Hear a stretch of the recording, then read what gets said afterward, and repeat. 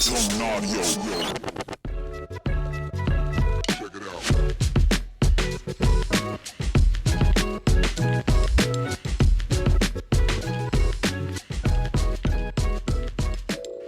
Friends and enemies, lovers and haters, welcome to Sends and Suffers podcast. I am your host, Mario Stanley.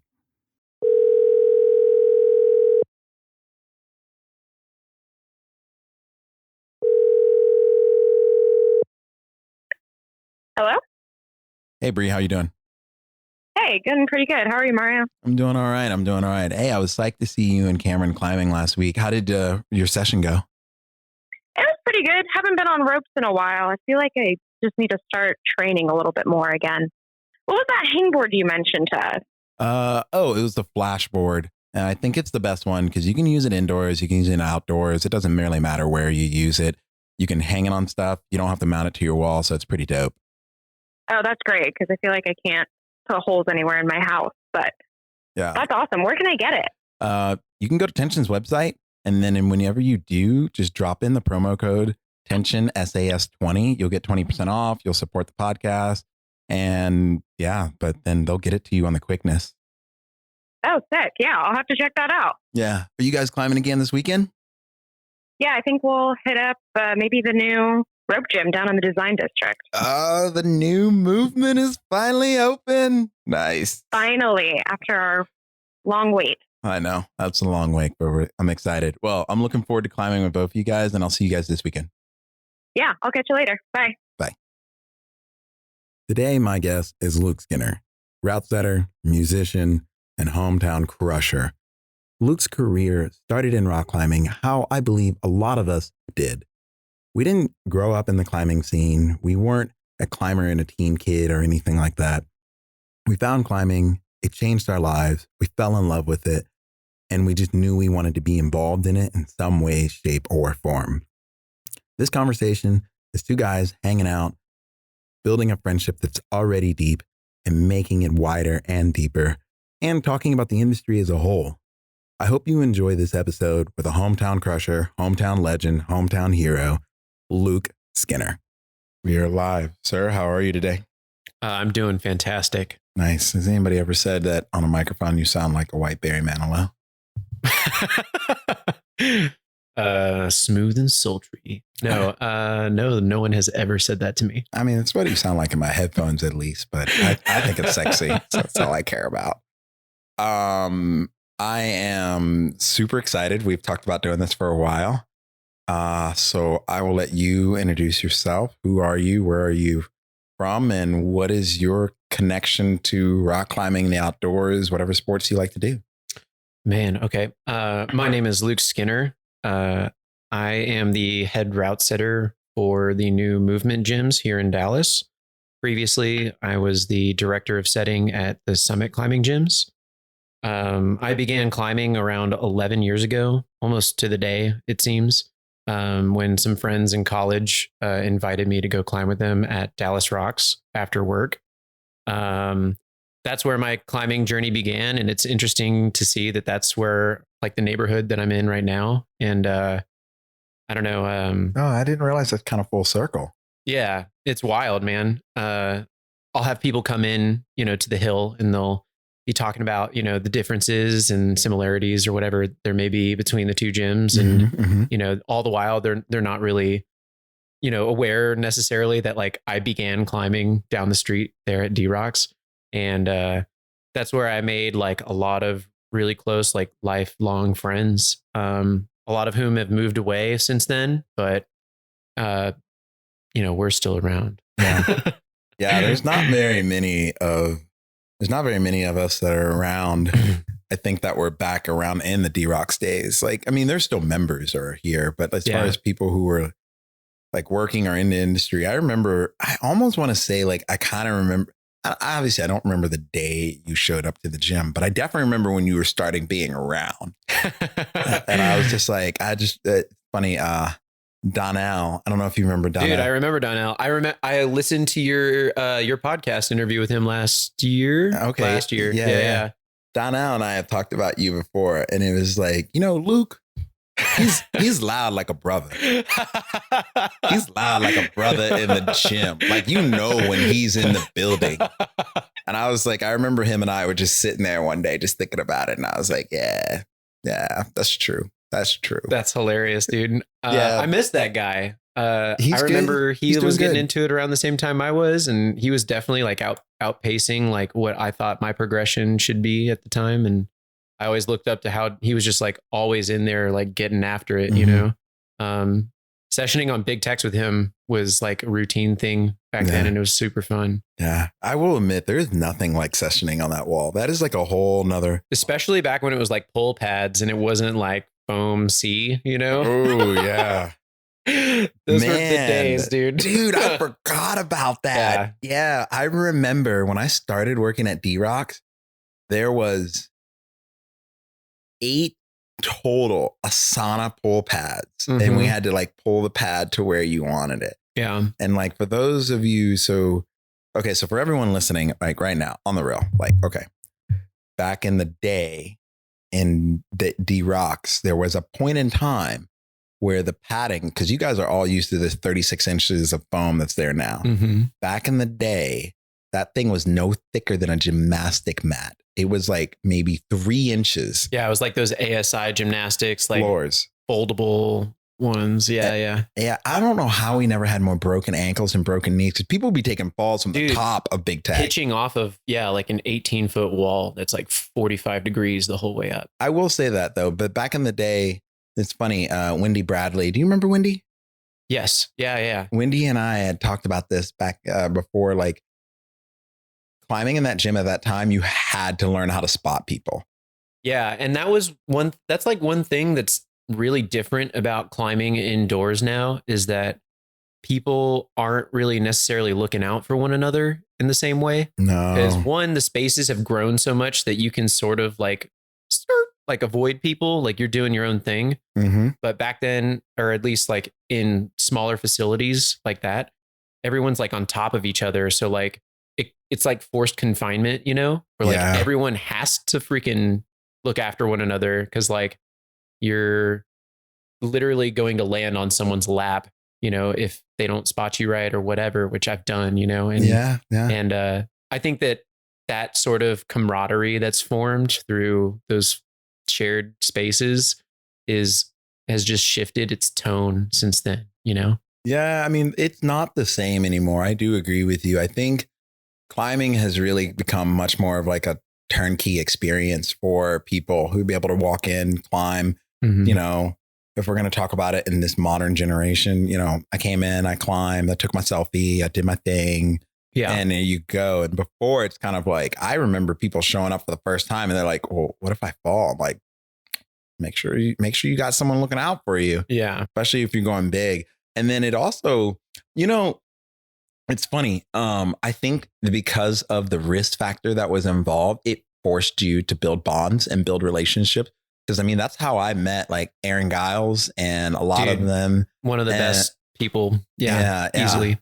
Yeah. You know, Jolene and them, I remember walking up to them and asking them like, hey, I'm going to try this thing. Would you all give me a spot? And they're like, abso-fucking-lutely. Yeah. And they were amped. Yeah. And they were just like ready to do it. And I think like that, you know, and I get like the only people who get that now are probably like people who climb in California, like at Stony Point or these places that are just like glorified outdoor gym crags. But it is something that is kind of lost. Now it's kind of like, I don't know. I feel like so much of climbing is a spectator sport. In a way, I mean, I think a lot of the ways that like newer climbers or like people in the gym interact is more like congratulatory when you witness success or something that's like impressive to you, but there isn't necessarily a whole lot of like cheerleading along the way, you know what I mean? Or like gassing somebody up for trying really hard but still failing, you know? Do you remember Heckle Wednesday? Yeah. And Chris and Riley. Oh, dude, my God. We would try to climb like limit boulders, but while everyone's just fucking burning you and trying to make you like belly laugh off the wall. And the logic was like, if you can like keep your core tight enough through laughter to do a hard boulder than like you're climbing well or whatever. I remember that. Some silly like bro science logic, but like it was fucking fun. Dude, Heckle Wednesday was so good. Yeah. I don't know if you can do Heckle Wednesday anymore. Definitely not. Things definitely got said then that like now would not fly in a public setting. But I will admit, like, listen, I'm all for woke community, but there was a little bit of glory in a little NC-17 language every once in a while. Oh yeah. I mean, dude, I think like one of the second or third time that you and I met, the first thing that you did was walk past me, slap my ass, and you were like, "That's my white chocolate." Nice. Oh my God. And I was like, dude, what just happened to me, man? I think that was Kenzie. Like, I'm pretty sure that was Kenzie. Kenzie was like, because Kenzie would do that to other people. And I think Kenzie and I were on this thing where we're like, all right, how many bro boyfriends can we get? Dude, that's fucking hilarious. And it was like, that was also too in the day and age where I think like, I don't know, like it's funny. I've been wanting to actually kind of have this conversation for a while, but like, I think bromance there in that day and age was much different than it is now, because now it's more like, to a certain extent, it's a good thing. It's more like mentorship, like, bro, let me show you this. Let me introduce you into this sport. But then there, it was kind of like, you didn't really go to a gym unless you kind of knew what you were doing or you really wanted to get into it. And if you really wanted to get into it, then like you could see someone was hungry. And so the bromance was there, and it was just like letting people in. And I'll never forget, this girl was like, I don't understand why the boys flirt with each other more than they flirt with the girls in this place. And then we were like, yeah, y'all are second class citizens right now. Nah. I could kind of see why, though. I feel like it's like a safer way to engage with somebody earnestly that doesn't necessarily entail like more serious implications down the road. Right. Yeah. So like if you were to like get really invested in somebody else in a heteronormative way or whatever, like the expectation sometimes is that like it's going to lead to romance. But like with a bromance, it's like you're just gassing up your friend, and like you're having a good time, and like it's not necessarily going to be more than that, at least in a hetero situation. But like, yeah, I don't know. Maybe that's why I can't really speak. No, why. I mean, I just think it's easier to maybe get along with people that you aren't necessarily trying to fuck. Yeah. Like, I mean, sex does make everything messy. There's a lot more like at play than just like trying to get along, Yeah. I also think too, like, I think there's a certain amount of like the nature of climbing and the nature of the sport. I think one of the things that it gives is, it gives you an ultimatum. Like you either one can be isolated, but you won't get any better. I mean, you will. I mean, there's people who are hermit crabs who are real strong, but usually they have access to a lot of capital, or they can build their own woodies, whatever. So, so let's minus that category out. But like, I think back then too, once again, like with the risk and the reward, like if you really wanted to get better, you had to build relationships. I remember, you and BA and everybody else was much younger than me, but at the same time, I still climbed with you guys all the time, and I enjoyed doing it. And like, it was like the thing. And I feel like I had to, especially at that time, cause it was like really, as far as like brothers in the gym, it was really just me and, oh God, his name is escaping. Darnell, Jarrett. No, not Darnell. Before Darnell, Jarrett. Yes. Jarrett. But like, so prior to them showing up for like 3 to maybe almost 4 years, 4.5 years, I would say, like, it was just me hanging around you guys. And I remember just having to like, just kind of dive in, because I was just like that. And I never really thought anything of it, because, I think I was really lucky that everyone was super nice and super kind, and everyone was super loving in that gym. And then, everyone is just as much of a shit talker as I was. So I I fit in really well. Yeah. So it wasn't a big deal. But, I think I wanted to be better. And so I felt like I had to gravitate towards, VJ, BA, you, Colby back in the day. Dude, I forgot about VJ, man. He moved away quite a long time ago, but he as far as I'm aware, is like living a really, really fulfilled life, still Yeah, climbing man. really hard. Yeah, Got he's a still kid climbing. or two, and Two like kids, is a I think. doctor. Yeah, they live somewhere in the African continent, and he works for the WHO. From That's what so amazing. Yeah. yeah, dude. Dude, he's like, he's yeah, brilliant. Like, it's crazy. Like when you think of like max, like you've got like a certain number of experience points to spend on your stats. That dude like somehow can like max out in like every realm. it's know, because he's so it's amazing. It's because he's it's pretty admirable. It's because he's so freaking like the thing with VJ, and I've been wanting to like get him on a podcast. And VJ, if you listen to this, like I'm motherfucker, you understand what I meant. But the thing with VJ that really impressed me is he has the unique ability to think and process in a linear way and in a non-linear way, and then cross-reference that information at an immensely high rate of speed. Like he can cross-reference all that information real fast and write it out and keep detailed factual notes to draw someone through. And that was the thing that, like, when I watched him climb, and VJ and I have had some long conversations in the gym, just talking about climbing and just life in general. But, you know, I'll never forget when he had that inner ear thing where his fluids in his ear got so thick that he couldn't climb. He literally seeing holds move, and he just got into fishing, and he like went way deep down that rabbit hole. But he didn't go so far that, like, it was interesting because we were talking about it. He's like, well, you know, I want to get back to climbing. I know I'm going to. But he would talk about it, like how he would use like focus doing fishing because it was the only thing he could do. And then he would be able to then kind of like redirect the thoughts that he had from there. And he would talk about it. And he's like, yeah, well, I was thinking about climbing and I see how these things correlate. And just even in his job, like what he does with infectious diseases and things like that. Like, I think he just has the unique ability to think in those kind of ways, and then cross-reference the information and not get confused like a lot of the rest of us would. Yeah.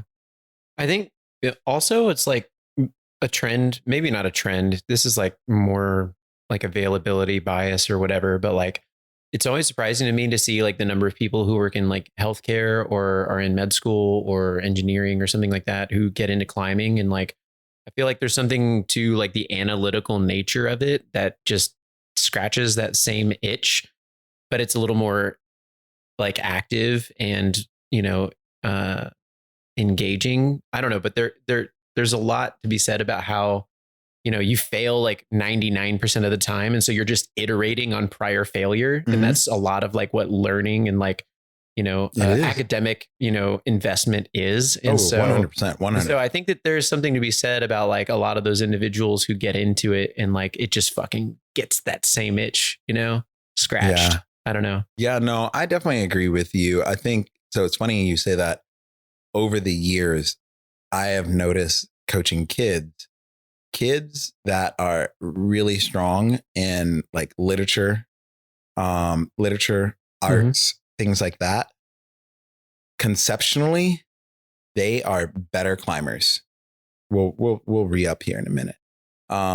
They are just like better climbers. They move better on the wall. They're that. But kids who are like really math and science based, like they could always deconstruct climbing better. And I have noticed that over the years, it's just been really a common thing that I've noticed that's just kind of panned out. The only other crossover that I've noticed is, which has been kind of weird, is the kids who are math and science based have the ability to try immensely hard comparative to kids who are literature and art based. Like you think they would, I don't know, you think as an artist, you would be able to accept failure or accept this thing. And it's just, I've noticed those two things just conflict, and especially in coaching kids over the years. And it's one of those things that I've just noticed that's kind of, it's really been true over the last like 20 years of coaching. Interesting. That's not something that I've personally ever witnessed, but yeah, I'm sure that there's something to be said about like the right versus left brain and like which one's more dominant and how that influences your approach to the sport or whatever. But well, I think it just plays on to what you just talked about. Like, you know, it's like being an engineer or anything like that. Like you're used to failing. And so with science and math, like you're just kind of used to being a little for the lack of a better term, a little grittier. Hmm. And I think that's just where that comes from, and it's like you might not have the smoothness, the flow, the momentum, or the movement down, but you can burr.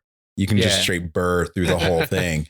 And I don't think I don't know. It's interesting. I was just thinking about that. Totally.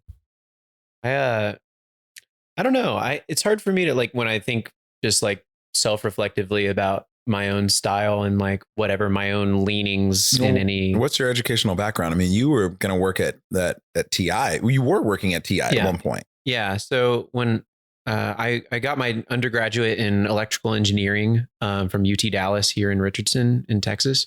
And after graduating, I landed a job in a sales rotational program at Texas Instruments, which was like a training program for like 9 months that basically took me to different sales offices around the country to train me up on how to do like sales for semiconductor products, which are basically little chips that go inside all electronics or whatever. Just explaining it for those who don't necessarily understand that TI does more than just calculators. Yeah. Quite a bit. Yeah. Like actually, yeah. Quite like, a bit. Calculators are like more like a branding, enterprise for them than it is money. But yeah, I worked at TI for 3 years after graduating, and it's funny. When I was in college, I was like, I knew like, I don't know what I want to do with my degree, but all I know is I don't want to sit at a desk, and it's hilarious because I said that like numerous times to friends. And then, the first job that I like got a yes for, when you're used to like making enough money for gas and beer, and food, and you're like walking to class every day, everything that you ever need in life is like 50 feet away from your room. Yeah. Like, it was just weird to have like a fat stack of cash, like, where they're like, here's how much we'll pay you. And I'm like, oh, that's more money than I've ever had in the totality of my life. So sure. Like if I said no, I would feel like a fool. But so like I said, yeah, to this like, moderately well-paying engineering gig. And so, I went and worked at TI, and I quickly realized that like, I'm this very manic person. I can't sit down for eight hours a day. No. And, one way or another, I was going to do something different, and I sort of ran the clock out. Things weren't going so well near the end of my job. And I made a decision to like jump ship and try something new. And I had always daydreamed about route setting. I'd been climbing for around 6 years at that point, and it's something that had always like intrigued me. And that I also knew almost nothing about. And so I just had to do it. It was like make or break, it was like, this is what I'm going to try and do. And I hope it works out. But like what I'm doing right now is untenable. I cannot do this any longer. And so I just took a gamble on myself, panned out. A lot of people were like really advising against it. Like a lot of my close friends, like they know who they are, and I won't like name them right now, but like they were like worried about me for a while. They were like, you seem like unwell. Like, you're like throwing your life away. Like that's the classic. That's the classic climber, like stepping into the climbing industry realm of like people. Like my parents thought I was homeless and poor for majority of my life. And then only like maybe 3 years ago, my mom was like, I had a question on my taxes, and my mom looked at my taxes. She's like, oh shit, you make money. And I was like, well, what do you think I do, Mom? And she was like, I just thought you were a bum. It's just like suddenly proud, and you're like, where was this? Yeah. Where was this years ago? No. Yeah. No, dude. Yeah. So did you start route setting when it was Summit or when it was D-Rock? When it was Summit. Yeah. Okay. So I think D-Rocks got bought by Summit like a year or two before I started route setting. I think they've got bought in like, were you and I route setting together at the same time? No. Okay. But you and I have like briefly set together once or twice. Yeah. But this was after you had been setting. Yeah. So I think they got bought in like 2015. I started setting in 2017, I think. Yeah. Okay, so you came in right after I left because there was that brief period of time. There was like a brief period of time. I don't know if you remember this, but I was the only route setter at Yeah. D-Rocks, and I was setting the whole gym That's crazy, by dude. myself for 9.5 months, almost a year. That's Just a tall about- order. Just about I don't know. I think it was just under over 10 months. Like Simon McNally would come out and set with me every Dude. once in a while. He and Lindsay, like people I miss in the Yeah. community. You know, I see them once, maybe every year or so. Yeah, Like, well, they got that little yeah. baby now, so they're yeah, full in time. their aviary. And yeah, they got a whole lot going on. I think he built a kilter board in a tree house on his land. Doesn't Like that. I'm serious. Like, I think he actually did that. And so I think he just like trains at home and hangs with his babies. the man became a blacksmith because he wanted to. Yeah, dude. He's like, Yeah, yeah, Simon he's like a is- Ron Swanson, dude. He's just like Renaissance man, you know? Oh yeah, They're a beautiful family. they are beautiful people. I miss them a lot, but yeah, I remember that. Yeah, Simon came in, a few other people, but yeah, there was a small time, and those of you who listening who are old school DFW climbers remember there were the phase. I will admit though, I learned a lot, and at that point in time, I'll never forget it. I don't know what fucking crack I was smoking, but you know, I was on that good FBI government crack because I was full-time route setting. At one point in time, I was full-time route setting at Dallas, Mm-hmm. coaching kids club and running the competitive team at Dino Rocks and setting there. Brutal, dude. And That's insane. And like the Dino Rocks thing only lasted for like 3 or 4 months. Yeah, that's like so And much. then, no, Dino Rocks thing lasted, but then I got bought, and then I was still route setting by myself until Chris and them built up the crew. Yeah. And then that was it. But yeah, that was like, I think that was like the biggest growing period in my climbing. I got real strong, but I felt like I didn't know how to rock climb because literally I would set my routes all night, come back, go home, go to sleep, come back in the morning, run by myself or schedule one staff member to belay me. But I remember most of the time I was on, I was just, self-belaying and running and fixing everything myself. Dude, freaking wild west style. That's crazy. Dude, Yeah. it was back in the day.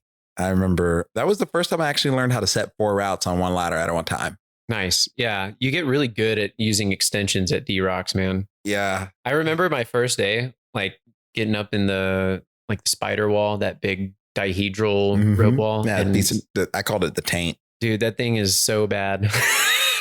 It's so bad. Setting that thing on an extension ladder is freaking terrifying. It is terrible. It is probably one of the worst parts of the wall, but I will admit, dude, there were a few people who came up with some really clever movement in that zone because it Definitely. forced you to like get creative Definitely. because you would set the same damn thing all the time. Yeah. Yeah, man. I don't know. Yeah. Setting that gym, that was obviously like where I began my setting journey. And, you know, I was just like so gung ho. I was like kid in a sandbox. Just everything was so exciting to me. And I still feel like on my good days, that's exactly how I feel now. It's like, That's good. yeah, there are things that still get me like giddy. You know what I mean? Dude, that says a lot about, I think that says a lot about your work-life balance. Because I feel that way about coaching all the time. Like there are some days, you know, we're human, we have our days, but I would honestly say 90% of the time I walk into the gym and I'm like, I'm here to make some kids feel like champions and ruin the rest of their lives and ruin the rest of them. Like, That's so funny. and it's just like, it brings me joy. And it just like, you know, and the kids just like kind of ground me. And I think it's like, I really find joy in that. And I think it's like, it is a work-life balance thing. And I think that's really hard for most setters because I think the burnout rate for setters is really high. It's exceptionally high. And I will say that like I am fortunate in that I mean, I've had moments of burnout. You could ask Sarah, my partner. She would say that she's been there when I'm like questioning everything I've ever done, you know? And it happens, especially like when you're working lots of competition events, but also like doing work, you know, on top of that as well. But I've been extremely fortunate in that I've had a lot of really great opportunities come my way, and that's fueled me, you know, and it's kept me motivated. You know, I feel like burnout can happen very easily if you're, you know, not presented with new I think setters really just crave new experiences, regardless of what they are, even if they're gruelingly hard. You like grow and enjoy that. It's like type 2 fun. Oh yeah. Where you enjoy it after the fact, but in the moment it sucks. But yeah, I don't know. I don't know. Like, Jordan Brasher. Yeah. Dude, like there was maybe the best compliment I've ever been given. One day, like I came into work and I was just like jazzed, and I'd had my coffee and I was like, slinging volumes around. And I was like, here's what we're gonna do, blah blah blah. And he was like, still waking up, and he was like, dude, you have this like insane demonic energy. And I was like, fuck yes, Jordan. I was like, that is exactly what I'm trying to bring to this. Like. I still try to channel it, when I can. I get tired too, but I try to bring it, every single day if I can. Yeah, no, dude, I know what you mean. It's like, it's weird. Like, I mean, every job is a grind in its own way. Absolutely. But climbing is very unique in the aspect of like, you are, well, I guess it really kind of depends on what you're doing in the industry, but like you're creating a product that people are then climbing on and then rating, deciding whether they like it or not. But at the same time, you're still trying to innovate your product. It's like, it's really like, I mean, it's some real Kendrick Lamar shit. If you think about it, like you're constantly like, you have your staples, the things that you can get up, but at the same time, you are constantly trying to innovate, tweak, make those things better, or just not as obvious. And I think that's like one of the things I've always really enjoyed about your setting, Liam's setting, and what's his name? He was just here visiting us. Augie? No. Wait. Your boulders are Choss. Oh, Nick Strong. Yeah. Shout out Nick Strong. Your boulders are Choss. Yeah. Dude, yeah. But I've always enjoyed you guys' roots because like, I can tell there are days like, especially when you guys were setting up, like, all right, you guys just needed to get the wham bam flow up. And then there's some days where I'd be like climbing, flowing on your roots. And I'd stop, I'd look ahead and I'd be like, wait, what? And I'd be doing a move and I'd be like, oh, you mother, you. And I'd just be like, if one of y'all were in the gym, I'd turn around and look at you. I'd be like, really? Okay. That's like the hardest thing. Like you want to like lead somebody into a movement more than you want them to just like read it, Like you want them to find themselves in it and then be like, oh shit. Whoa. Oh, fucking cool. Versus like, oh, okay. Like yeah. And it's hard to nail it because like you want it to feel as natural as possible, but you also want it to feel somewhat challenging. It's like that weird line you got to toe between the two. Yeah, I think it gets harder and harder when you have people with like, there's that thing where it's like where, experience and luck start to like outweigh each other. And that's like that factor. And I think with climbing, it's like the more experience you have and the more route reading experience you have, the harder it is to trick that person. But I don't know. I just, from watching World Cups and watching a bunch of this stuff, I also think it's also a curse when you get up that high because you're so used to seeing everything that like you immediately, oh, this is this. Yeah. And then the obvious right in front of you is just like, you're like, what the fuck? It's like, for example, prime example, last year's, the year before Salt Lake thing, when the whole Adam Ondra foot first thing, that move was so obvious. Yeah. It was very, very, very obvious if you thought about it. Yeah. But I think like so many of them just kind of walked into it and just kind of like, okay, bam. This is this. Okay. Yeah. And it's like, you have these pre-programmed thought patterns and, these are the thought patterns that, you've been taught your whole life or you've taught yourself, like, and for those of you who don't understand what the concept of thought patterns are, I'm sure everybody knows, but just to be clear, thought patterns are the things that like you've taught yourself over your life. Like this is hot. I don't want to be in heat. And so the moment you feel heat, your whole body immediately starts to be like, okay, I don't want to be here. Like, or you've taught yourself how to do that. It's like a neural pathway that's been burned in over a certain number of iterations of experience or whatever. And it's just fast and you can make these decisions. And I feel like you get caught in that loop because there was some of them that were just like repeat. And I'm just like, you need to like, just like close your eyes, turn around, and then look at the thing and reset of a fresh. And I don't think it was possible. One of the things that I find I'm really bad at is like setting something that feels fucked up, like really uncomfortable. Like I always err on the side of comfort. And one of the things I learned recently when setting for a championship level event was like some of the best performing boulders or routes are the ones that feel a little like kind of fucked up. And like if you want to put a foot there, you should put it on the other side of the body, or like you want the hand this way, turn it that way. Like do what feels less intuitive, because the climber is going to like, they're experienced enough to where like when they look at that hold, you know, they're going to know exactly how you want them to grab it generally, you know? Mhm. And so like the more you can try to surprise yourself, sometimes that has good and unexpected results, you know, when you're in the forwarding process or whatever. And that's something that I'm like, I've struggled with, and that I'm like challenging myself with, but like it's hard to do well, that, you know, it do in such a way that like doesn't yield like absolute shit-tastic results too, you know? Yeah. No, I do know what you mean. Like I always scare. I don't know if you remember, like I haven't sat a lot recently, but like I always err on the side of like, I like things to be, okay, when I say terrifying, I don't mean you think you're going to die, but I definitely want you to be on this move like, there's no fucking way I'm going to do this. There's no fucking way. And then when you do it, you're like, oh. So I like, and I think that probably comes from like a strong trad climbing, off width climbing, kind of like doing big, bold, scary routes. Like Something I've never done. Yeah. yeah, like it comes to one of those things like, okay, like it, like I guess maybe a better way to say this is I like to set overly committing routes.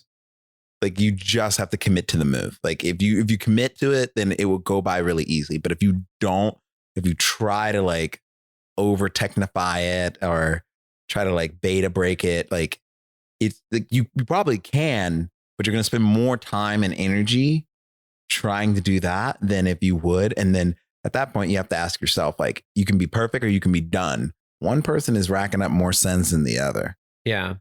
Yeah. Committing moves, depending on the style, like I can, you know, just feel totally confident going into them. But if they're like not at all something that I'm, you know, comfortable with, it's cause that hesitation for sure. But yeah, it's very weird, you know, trying to like curate that experience for like so many people too, you know, like what we may no longer think is intimidating, you know, somebody else is going to feel totally petrified by. And that's like, it's a lot of like questioning your assumptions at this point is how route setting feels. You know, it's a lot of like circling back and being like, well, what is like this grade, or like, what is risk, you know, and like a lot of like really lofty fucking like theoretical discussions that aren't really backed by a lot of like, you know, mat time, just like hanging out with, you know, members in the gym necessarily. What? I don't know. It's a lot of like, you know. Oh yeah, no. Oh yeah, just figuring it out in the wind. We're trying to do our best though. Yeah. So what goes into, and I'm sure people are, I mean, I know what I use to determine the grade of a boulder. But like for you, when you're setting, like what goes in for you to determine the grade range? And I want to be very clear when I say grade range, because grades are subjective. Yeah. You're 7 feet tall, boulder's one thing. You're 5 foot nothing, boulder's one thing. You know, you have fingers of antimantium and no abs whatsoever. It's a different, like it. So things are very subjective. Totally. But like what, I guess maybe this is a thing. What factors do you take involved? Do you take in like just the difficulty, the holds, the emotional experience, scariness? Like what are the factors that you use to like choose something that you're going for? Yeah. I don't know. It's like a multitude of things, but like grip variety and like how you're getting pumped, you know, through the boulder or the route, like the level of complexity of movement you're asking and for that level. One thing that I like about setting at a circuit gym right now is that we try to curate a circuit for a specific level of ability. And then within that, we have like our own tailored expectations for how they might feel. So like Can you first define real quick before you get to it, what is a circuit gym? Because I don't think everybody knows what that means. Yeah, sorry. So for those who have been listening this long through Mario and I reminiscing about OG Dallas climbers who nobody's ever heard of. Back in the day. Yeah, like if you've sat this long, I commend you. Yeah. But a circuit gym, for those who are unaware, is like a bouldering gym generally that has a color specific grading system. And so, for instance, like I work in a gym right now that has yellow holds correspond to the range V2 to V5. And that means that for any boulder that you might encounter in the gym, the proposed grade for that boulder, if it is yellow, is going to be V2 to V5. Now, what's nice about that system is it allows us to, one, be able to use all of the yellow holds on a variety of grades. So like a cool sloper that, could be used, on, a V2 as a mantle hold or something can be used as, a paddle hold or something on a V5 potentially. Anyways, it allows us more flexibility as setters, but also it allows us to be a little like less accurate. Like everyone's subjective and their experience with the gym is going to be so freaking like nuanced. And there's no way that we can curate every boulder to be for one specific person. But it's important that we offer a great variety of things so that every person can come in and find their favorite flavor jelly bean. You know what I'm saying? Mm-hmm. Like you're going to come into my gym and you're going to find a boulder that you fucking hate, And I do every day. Everyone does. There are boulders there that I don't like. But like it's important that they exist because there's somebody else out there who's going to like that boulder, Yeah. And like that to me is like how I try to think about curating a gym or a set, is like putting as many things out there as we can because someone will find value in it, and making sure that like the level that we're delivering it at is appropriate for the circuit. So whenever I'm like, say I'm setting like a V5, if it's in the red circuit, I'll think about all the climbers in our gym who I know who climb relatively at that level. And I'll think, what do I know they're good at? What do I know that they're bad at? How are they going to feel on this X move? And I think that sometimes is like a better guiding light than like trying to think like, what do I think V5 feels like or whatever? Like I've had V5s outside that I straight up cannot do, and then there are V5s that feel like an absolute joke, and like, that's just how climbing is. You're going to find stuff that's like well suited to your strengths and abilities and experiences, and things that like, totally take advantage of all the chinks in your armor, I can say the name of one route that shudders fear in most people in the world. Bumboy. Dude, Bumboy straight up took me like, I think I counted, it was like somewhere around 29 tries. It took V3, me, it took me a day, a full day. And then the next day in December, because I think it was colder, I finally figured it out, the beta. And still to this day, like I love and hate that route, but like, that's a prime example. And what Bumboy is V1? It's V3. V3 now? I think it's V3. I thought it was V1 at one point. There's like Bumboy, there's Centipede. Centipede is hard. And there's Millipede. And I don't know what the other two are graded. Is Millipede like to V3, the right? 4, and 5. I think it's Bumboy, Millipede, and Centipede is in the center of the two. But I think Millipede, I think, is what I tried, and Millipede is fucking hard. Dude, I only did Bumboy. The other two I tried, I freaking could not fathom. Granted, like I did not, I invested all my time in the V3, but like, yeah, straight up, like, yeah, those boulders are freaking hard. Yeah, like Mortal Kombat out there. I wanted to do that boulder more than any other boulder in HP 40 on that trip, and I did not do it. It was super hard. It's also kind of spooky. Like, you're on like some glassy slab, pretty tall, and like to your left, if you miss the pads, it's like fucking Malar spikes. It's like a pit, of spiky rock. Yeah, like you're gonna get impaled. Yeah, that was like when I topped out Melantino. I like came off because the bottom of Melantino is pretty standard. It's like pretty juggy and it's easy. There's that like one missy slope, and I remember grabbing onto this hold, and I like peeled off, and I don't know how I came back on, but I like slapped back on.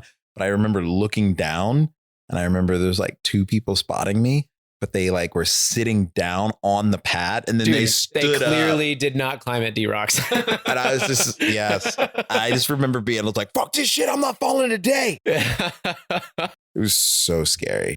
Dude, yeah, like speaking of falling on people who are sitting down, I was at D-Rocks like way back. And at the time I was projecting this V7 that traversed diagonally up and right on the wall on Big Tex.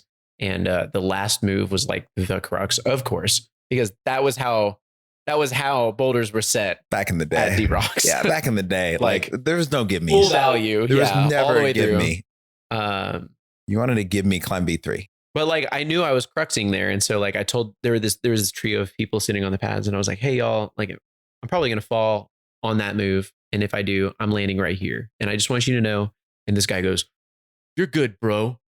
And I was like, okay. Like, so I'm going up the boulder. I get to the last move and I like in my periphery, I could see them, over my shoulder. And I was like, God damn it. And like, I like half-heartedly threw at the move, and like I was inches from freaking like crushing this girl's neck with my ass, dude. Like, you are nicer than I am. Dude, I was like so afraid I was about to kill this like 110-pound girl. Like it was gnarly. Dude, the worst I've ever done is I remember telling this guy that like he needed to move. And I don't remember what the boulder was, but I just remember there was like in the right-hand corner of D-Rocks, like you would come out and you kind of like came out of these like, undercling, like slappy. This is like when we first started experimenting with texture and volumes. And, and I just remember coming out around and then coming up. And then I just remember kind of like I don't remember what the move was, but I just remember my feet would just helicopter. And I remember telling this dude, I was like, he was like, and this is when people would sit. So there would be like 5 lines people deep on Big Tech. Yeah. Dude. And like, if you're 2 lines deep, you're going to get like crushed. So 5 line, I mean, you're in the fire zone. You might as well be on the front lines of like, a Normandy storming the beaches. Like you're dead. Like you're dead. So let's just be clear. You're dead. And I'll never forget. I was like, yo, bro, you probably like don't want to be here. I'm just like, I'm going to go through. And he's like, all right, fine. I am not you. You're like, I'm about to Chuck Norris this guy's ass. Oh, dude. I was just like roundhouse to the face. Like, I was just like, okay, well, if I get to beat the shit out of this little white boy here while I climb and I don't get in trouble, I'm going to go ahead and do it. I might like fun. I mean, I do not condone violence. I'm not beating the people up deliberately unless they ask for it, and you know who you are. But anyways, I just remember going for this move and my feet swing out and I'm not trying to do this. And it was at that point that he stood up and I just remember feeling my heel clock him in the head somewhere. Scorpion. Yeah. Dude, I fucking clocked him. And I just remember like, but also at the same time, this was before a bunch of people were yelling dabs. So I was just like, he did slow me down enough to do the boulder. So I finished it out and I was like, I'm just going to go ahead and take the grade here. But yeah, dude, it's a different world now. I think the concern is like, now my concern is not so much landing on people. Sometimes people are a little bit more respectful, but now my concern is like, the biggest thing that concerns me is watching other people dismount off the wall. Yeah. And I don't know, like it's them. That's going to be, it's them. But it's just interesting to me because like the amount of like torn knees, torn things I've seen. But moving on from talking about other people being chuffers. So like, what is like, so your career, I think has been one of the most interesting in DFW by far. So, as everybody's listening, they kind of heard you from TI to route setting, to moving your ranks up along the way in Summit to becoming the head of route setting, now moving on to movement. And like your career has just been something of depth. And I feel like you've had the opportunity to really dig deep and get into it. So what are you, I guess this is a 2-part question. What's next for you? Obviously, you're running all the route setting for this entire area for another gym. And like, where are you aiming towards to? Because I think this is relevant for people who are considering getting into climbing and getting into the climbing industry. I'm talking a lot about coaching right now, but I think this is not a course that I was on it for at one point in time, but I realized like, this is not the course that I want to do. So what's the next thing for you? Let's start there. Cool. Honestly, like that's not something I've given a whole ton of thought to, but in the short to medium term, like I'm actually really, really excited to just like get this next gym opened and then find my own routine again. I've been doing like a lot of events in the last 2 years. I've been doing a lot of gym opening. I've been involved in the opening of 3 different gyms in the last year. So it's just been a lot of like uh extra labor beyond just the normal commercial turnover of like a regular route setter. And all of that stuff is super exciting and it's like incredibly gratifying when you get to the finish line for those things. But it also really puts like uh a wrench in the gears for like your own personal aspirations for your own climbing. And so I'm kind of psyched to open this next gym and then just kind of coast for a little bit and just like get back in touch with my own routines, my own climbing, and but also to like further apply for more opportunities through USA Climbing. I got to set my first 2 championship level events this past few months, and they were incredibly challenging in ways that like I was sort of anticipating, but also in ways I did not think I would be challenged. And it felt so rewarding at the end of them that I know that I want to do them again. And I don't think that I'm necessarily like qualified or ready to like chief high level events at all by no means, but I'm really stoked on the idea of being a heavy contributor as a crew member to championship level USA climbing events as a route setter. And that's definitely something that like I have my eye on for the next couple of years, and that I really want to pursue. But other than that, like I just want to set, awesome, dope routes for my friends and family here in Dallas at the new design gym. We're in the process of getting that gym ready right now, and it's so exciting because we haven't forerun anything yet because there's no flooring in the gym, and it wouldn't be the safest environment to do that in. So we've been setting just like routes. We're just slinging grips, putting up the coolest thing our brain can come up with, and then like we haven't even touched it yet or chalked it up. I'm sure you have. I'm sure you have to be on salary to forerun, but if you want someone to forerun, I'm available. Definitely got to be on the company insurance policy or whatever. But like I really cannot stress like how excited I am to like see like people come in and enjoy that space, like yourself and everybody else in the Dallas community, because it's like gonna be incredible.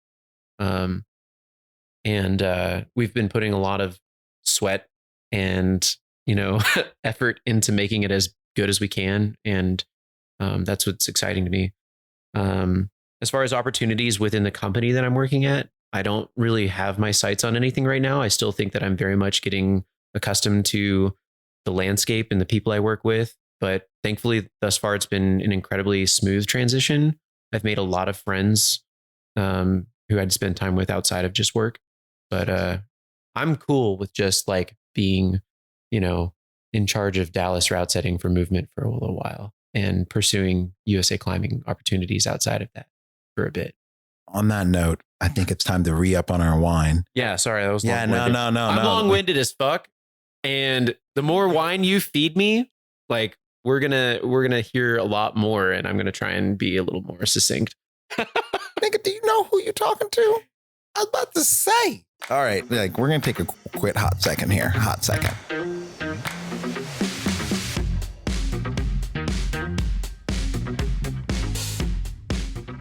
If you're enjoying Sends and Suffers podcast, please like, follow, and subscribe on all our social media platforms and on whatever platform that you're listening to. If you can, take a moment to leave a comment. That does us a lot of good. If you absolutely cannot get enough of Sends and Suffers podcast, then check us out on Patreon for as little as $5 a month, which is like grabbing a taco with your boy and just hanging out. You get to hear upcoming episodes, talk to the community, learn what we have coming out, and most importantly, get plugged in to what I've got going on. I would love to see you on there. And once again, thank you for listening to Sends and Suffers podcast. I am your host, Mario Stanley. Drug tone audio.